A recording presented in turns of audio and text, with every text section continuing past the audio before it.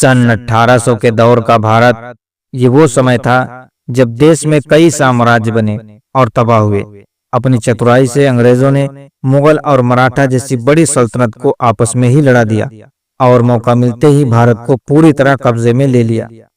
इसी दौर में रानी लक्ष्मीबाई, बहादुर शाह जफर, मंगल तात्या टोपे, नाना साहेब कुंवर सिंह और बेगम हजरत महल जैसे महान क्रांतिकारियों ने सन 1857 की पहली स्वतंत्रता लड़ाई लड़ी।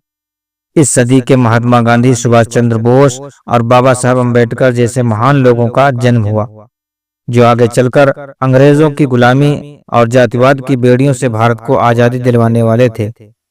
19वीं सदी में ही देश में पहली बार रेल यात्रा की शुरुआत हुई। अंग्रेजों ने देश के गरीब और किसानों का शोषण करके उनसे सब कुछ छीन लिया, लेकिन उनकी हिम्मत नहीं छीन पाए। और आज हम आपको समय में 200 साल पीछे एक ऐसी अद्भुत यात्रा पर ले जाएंगे जहां आप हमारे महान भारत के इतिहास की एक झलक देखेंगे और ये भी जानेंगे कि उस दौर में भारतीयों का जीवन, रहन सहन और काम धंधा कैसा था।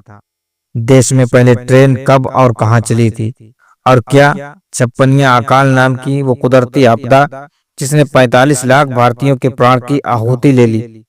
लेकिन उससे पहले हर भारतीय हमारी ये गुजारिश सुन ले कि प्लीज इस वीडियो को लाइक करने के साथ साथ कमेंट बॉक्स में जय हिंद जरूर लिखें। रहन सहन और काम धंधा। 1800 का दौर एक ऐसा समय था जब टेक्नोलॉजी तो दूर की बात है, देश में बिजली का भी नामो निशान तक नहीं था, लेकिन हर भारतीय का जीवन सुकून से भरा था। जब घास फूस और मिट्टी से बने घर भले ही कच्चे थे, लेकिन लोग दिल के सच्चे थे। जब खुले आसमान में खटिया पर लेटकर रात को तारे गिनते गिनते सपनों की दुनिया में खो जाना और सुबह मुर्गे की बांग के साथ दिन की शुरुआत करना आम बात थी।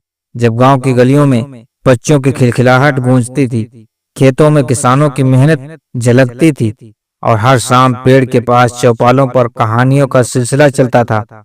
जब हर गांव की अपनी पहचान थी, कोई अपने मीठे की वजह से, कोई अपने आमों के लिए मशहूर था, कोई कुशल कारीगरों की वजह से मशहूर था। जब हर आंगन में तुलसी का पौधा, हर घर में मिट्टी का चूल्हा और हर आंख में सपने होते थे, और हर शाम को लालटेन की हल्की रोशनी में बुजुर्गों की कहानियां सुनते सुनते ही बच्चे बड़े होते थे। जब रिश्तों में सम्मान, नियत में ईमान और दिलों में इंसानियत ही लोगों की पहचान थी। मित्रों, 1800 के दौर में ज्यादातर देशवासी खेती करना पसंद करते थे। उस वक्त भारत का नील, कॉटन, अफीम, गेहूं और धान दुनिया भर में मशहूर था।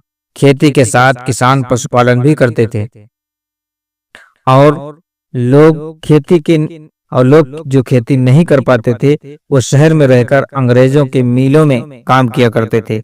लोगों के लिए पैसों की अहमियत सिर्फ 2 वक्त का अच्छा खाना तक ही सीमित थी।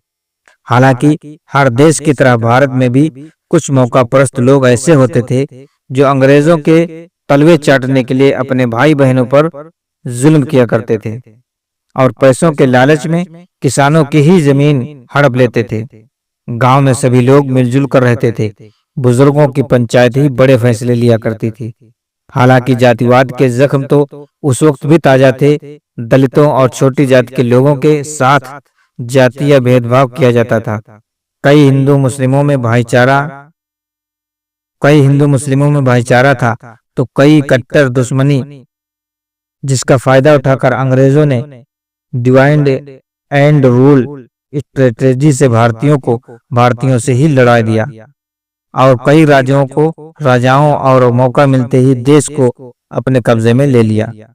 इस दौर में लोग अपनी जाति के हिसाब से काम किया करते थे, जैसे कि धोबी कपड़ा धोते थे, कुम्हार मिट्टी के बर्तन बनाते थे, नाई की हर पीढ़ी बाल काटती थी और इस तरह हर कोई अपने हिसाब से काम किया करता था। आमदनी अठन्नी, खर्चा रुपया। उस दौर में भारत के किसानों की फसल उच्च गुणवत्ता की होती थी, मगर फिर भी अंग्रेज उनका शोषण करके उनसे कम दाम में अनाज खरीदते थे और खुद महंगे में बेचते थे।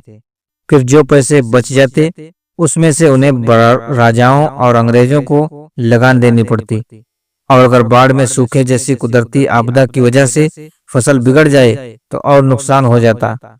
इसके अलावा जरूरत के वक्त वो जमींदारों के पास अपनी जमीन गिरवी रखकर कर्जा लेते, जिनका ब्याज इतना ज्यादा होता कि वो हर जिनका ब्याज इतना ज्यादा होता कि वो कर्जे में डूबते चले जाते। कुल मिलाकर उनकी आमदनियां अठन्नी होती थी और खर्चा रुपया। वहीं शहर में मजदूरी करने वाले श्रमिकों के हाल भी कुछ ठीक नहीं थे, बल्कि एक रिपोर्ट के अनुसार उस वक्त भारत में एक अंग्रेज को जिस काम के 40 पाउंड मिलते, एक भारतीय को उसी काम के सिर्फ 1 पाउंड मिलता। यानी उस दौर के करीब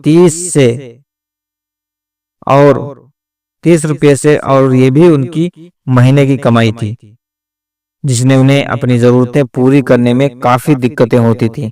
आबादी, इलाका और प्रदूषण मित्रों, आज हमें देश के कई बड़े शहरों में घंटों तक ट्रैफिक जाम मिलता है, लेकिन उस वक्त ऐसा नहीं था, क्योंकि अफगानिस्तान से लेकर बांग्लादेश तक फैले अखंड भारत की आबादी सिर्फ 17 करोड़ थी, जबकि आज इन सभी देशों की आबादी मिलाकर 200 करोड़ से भी अधिक है। इससे आप अंदाजा लगा सकते हो कि उस वक्त देश कितना खाली था। इसी खाली जमीन की बदौलत देश में कई सौ किलोमीटर बड़े जंगल फैले हुए थे। इन बड़े बड़े जंगलों के बीच छोटे छोटे गांव बसे होते थे, और शहरी इलाके तो काफी कम हुआ करते थे। गांव और शहरों में लोकल मार्केट के अलावा किसी भी इलाके में भीड़ भाड़ नहीं होती थी।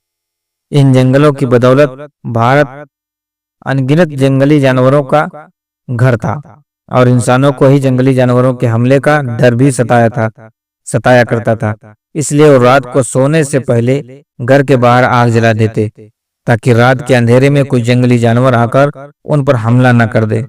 हालांकि हरियाली का सबसे बड़ा फायदा ये था कि देश में प्रदूषण का कोई नामो निशान नहीं था। उपजाऊ जमीन थी, और इस वजह से लोग पोषक तत्वों से भरपूर खाना खाते थे, इसलिए वो कम बीमार पड़ते थे, और उनकी औसत उम्र भी ज्यादा होती थी। जबकि आज तक तो फल सब्जियों में केमिकल मिलाए जाते हैं, जो हमारे शरीर को काफी हानि पहुंचाते हैं। यातायात मित्रों, उस दौर में यातायात भी कुछ खास सुविधाओं वाला नहीं था। देश में कुछ अमीर लोगों के पास अपनी साइकिल हुआ करती थी, जबकि बाकी लोग अपनी 11 नंबर की बस यानी पैदल चलते हुए अपना सफर पूरा करते थे। आज जहां नौजवान दिन में हजारों कदम चलने के टारगेट को पूरा नहीं कर पाते, वहीं उस दौर में एक नौजवान एक दिन में 10 से 15 किलोमीटर पैदल तो आसानी से चले जाते थे। परिवार के युवकों के कंधों पर कई बार बच्चे होते थे, कई बार बुजुर्ग, तो कई बार काफी वजनी सामान। वहीं महिलाएं कंधों पर पानी के घड़े रखकर कई किलोमीटर लंबे सफर को तय करती थी। इस पैदल सफर की दुर्लभ तस्वीर आप स्क्रीन पर देख सकते हैं। इसके अलावा लंबे सफर के लिए बैलगाड़ी, घोड़ा गाड़ी, तांगा हुआ करता था, लेकिन इन साधनों में सवार होकर भी कच्ची सड़कों का सफर बिल्कुल आरामदायक नहीं होता था। बड़े ताज्जुब की बात है कि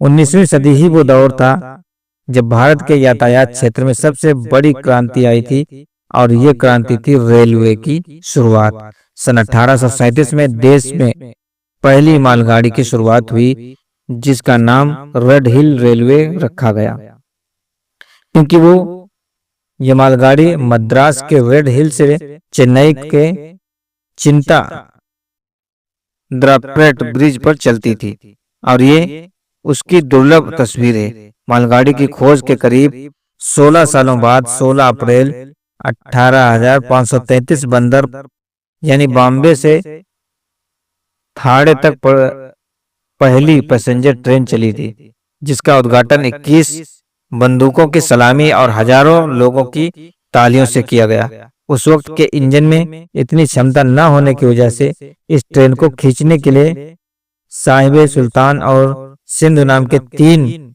लोकोमोटिव इंजन्स का इस्तेमाल किया गया। इसमें 13 डिब्बे थे, और करीब 400 लोगों के देश की पहली ट्रेन में सवार होने की मौका मिला था। उस वक्त अंग्रेजों ने ट्रेन को चलाने के लिए 15 फीट और 6 इंच की दूरी पर 2 पटरियों को स्थित किया, और उस पर ट्रेन की शुरुआत की। और आपको जानकर हैरानी होगी कि आज भी भारत में उसी फार्मूला से पटरियों का निर्माण किया जाता है। बीमारियां मित्रों, आज के वक्त में जो बीमारियां आम हो गई हैं, उन्हें उस वक्त महामारी गिना जाता था, क्योंकि वो एक ऐसा समय था जब देश विदेश दवाओं की मौजूदगी यहाँ कम थी और देसी दवाओं के बारे में ज्यादातर लोगों को सटीक जानकारी भी नहीं थी। जैसे कि उस वक्त करेला और प्लेग नाम की बीमारियां करेला प्लेग नाम की बीमारी काफी ज्यादा फैला करती थी और इन बीमारियों की दवाई भी नहीं मिलती थी, जिस वजह से लोग इन बीमारियों के सामने बेबस हो जाते थे और इससे हर साल लाखों लोगों की मौत हुआ करती थी। मोहतरम दोस्तों, ये थी आज की वीडियो जो मैंने आप लोगों के सामने दिखाई है। उम्मीद करता हूँ कि वीडियो पसंद आई होगी और इसी तरह की हिस्टोरिकल वीडियो जानने के लिए आप हमारे चैनल को सब्सक्राइब कर लें। अब मिलते हैं अगली वीडियो में।